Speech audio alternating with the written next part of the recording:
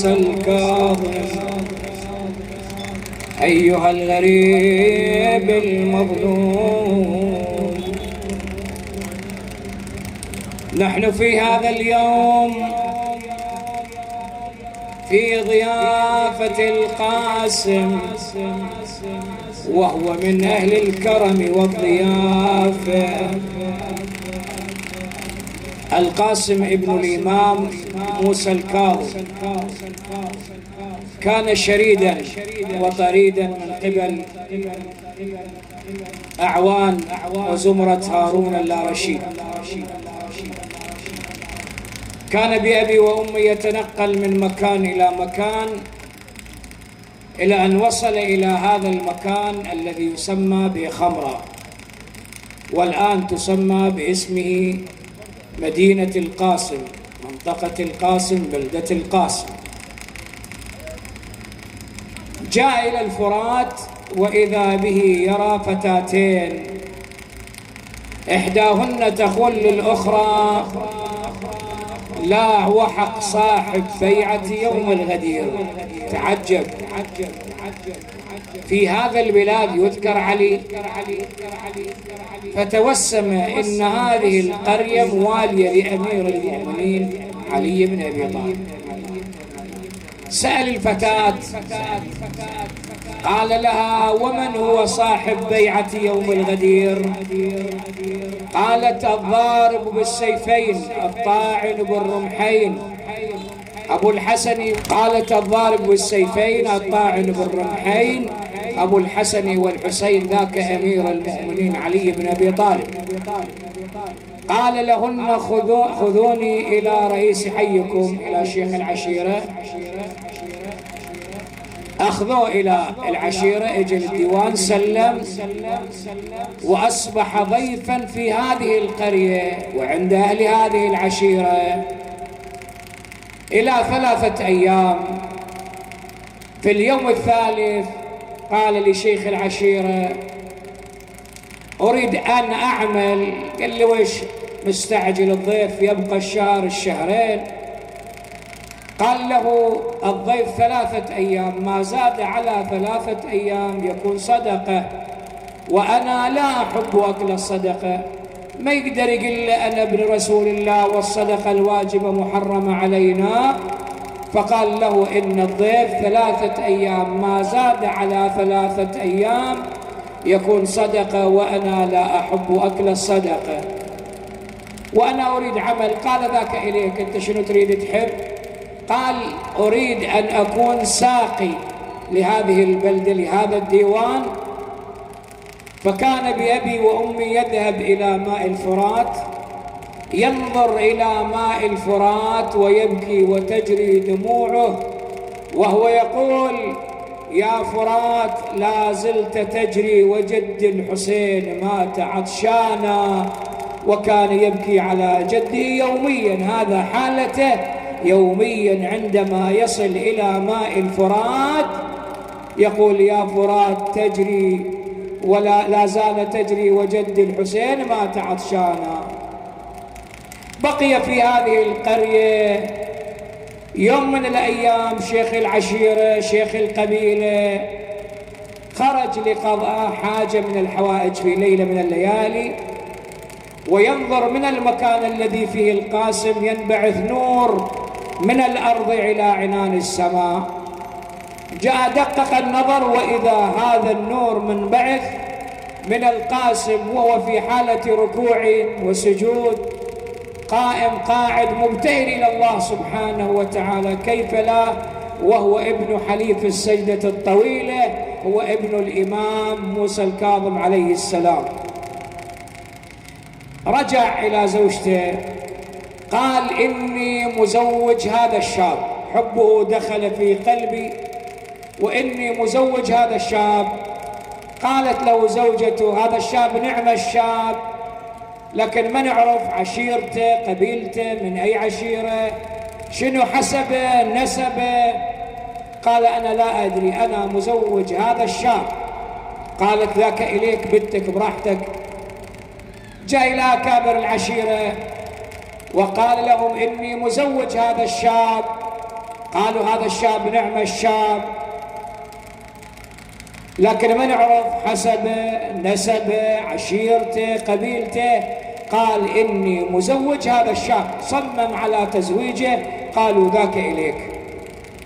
جاء إلى القاسم قال السلام عليك ولدي، اعلم إني مزوجك إحدى ابنتي. قال ذاك إليك يا عمي، ذاك إليك يا عم. قال اختر. قال أريد التي قالت وحق صاحب بيعة يوم الغدير، يتزوجها على حب علي بن أبي طالب. قال له إن شاء الله أزوجك التي تريدها، لكن نسألك عن حسبك، عن نسبك، عن عشيرتك، عن قبيلتك. دمعت عين القاسم وقال يا عم لا تسألني لا عن عشيرتي وقبيلتي وحسبي ونسبي، سيأتي يوم وتعرف حسبي ونسبي وتعرف من أنا وابن من. فعلا زوج القاسم زوجة القاسم كذلك في الليلة الأولى. سألته عن حسب، عن نسب، من أي قبيلة، من أي عشيرة، ما قبل. قال لا تسألي بعد هذا اليوم، سيأتي يوم وتعرفين حسبي ونسبي. تزوج ورزق ببنت، وسمى تلك البنت بفاطمة، حبا بفاطمة الزهراء على اسم فاطمة الزهراء عليها السلام. هذه البنت كبرت، صار عمرها 3 سنوات، وكانوا يقولون لها يا ابنة الغريب، يقولوا لها أنت أبوك غريب.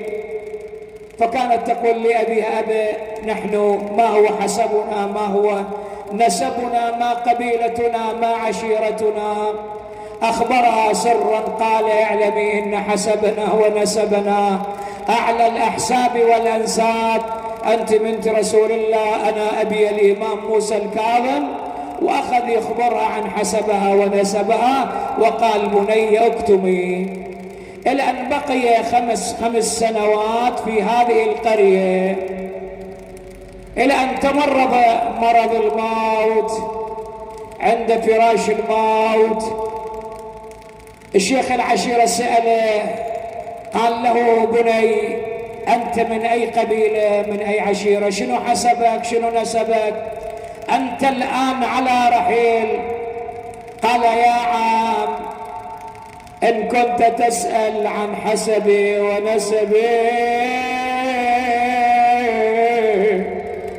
أنا القاسم ابن الإمام موسى الكاظم. الشيخ ماذا يفعل؟ جثى على الأرض ويرمي التراب على رأسه على لحيته ويقول وفضيحتا من سيدي ومولاي الإمام موسى الكاظم، أنت ابن إمامي، ماذا أقول لسيدي أخدمنا ولده؟ قال يا عم لم تقصر، آويتني زوجتني، بعد عندي وصايا. قال يا عم إذا أنا مت فغسلني وكفني وصلي علي وادفني واكتب على قبري هذا قبر الغريب كلهم غرباء.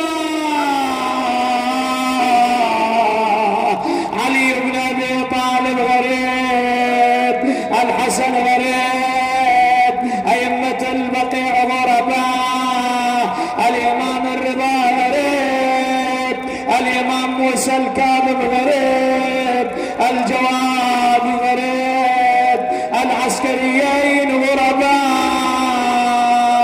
علي بن موسى غريب، وغريب الغرباء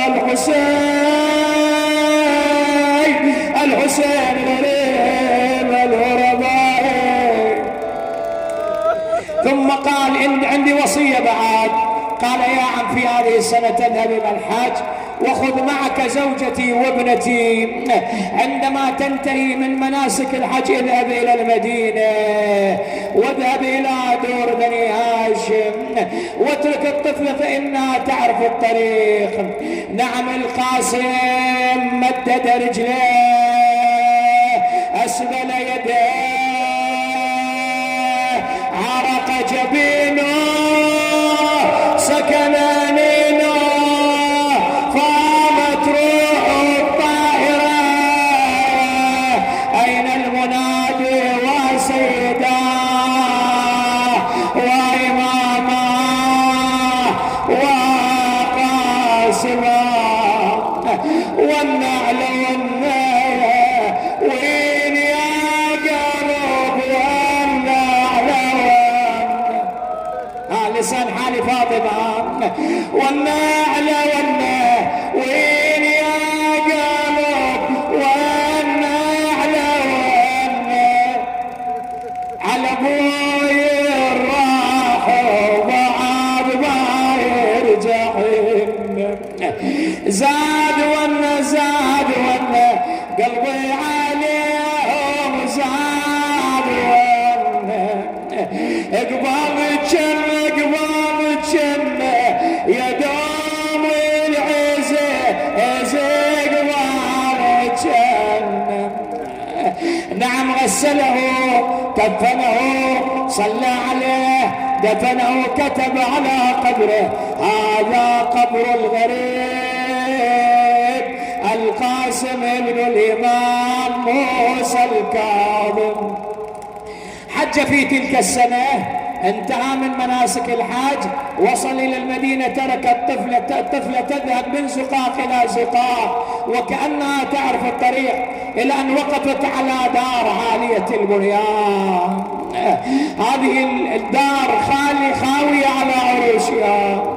اجت تدق الباب ام القاسم قبل ما تدق البابها قالت والله اني اشم رائحة ولد القاسم. فاطمة دقت الباب الام فتحت الباب قالت والله انها شمائل ولد القاسم. مني من انت؟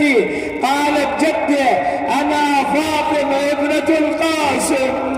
اخذتها ضمتها الى صدرها وقعت مغمى عليها حركوها فإذا هي ميتة.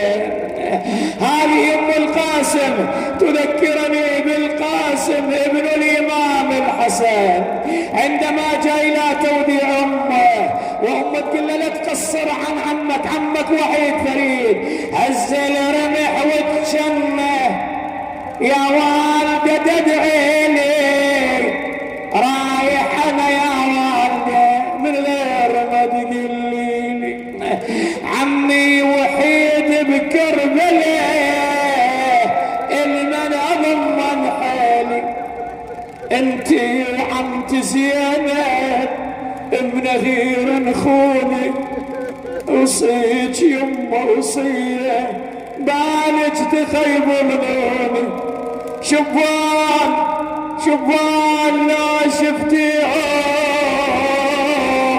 يما تذكر شبابي محروم انا يا والدي من دون كل اصحابي عطشان انا يا والدي وقت العطش ذكريني.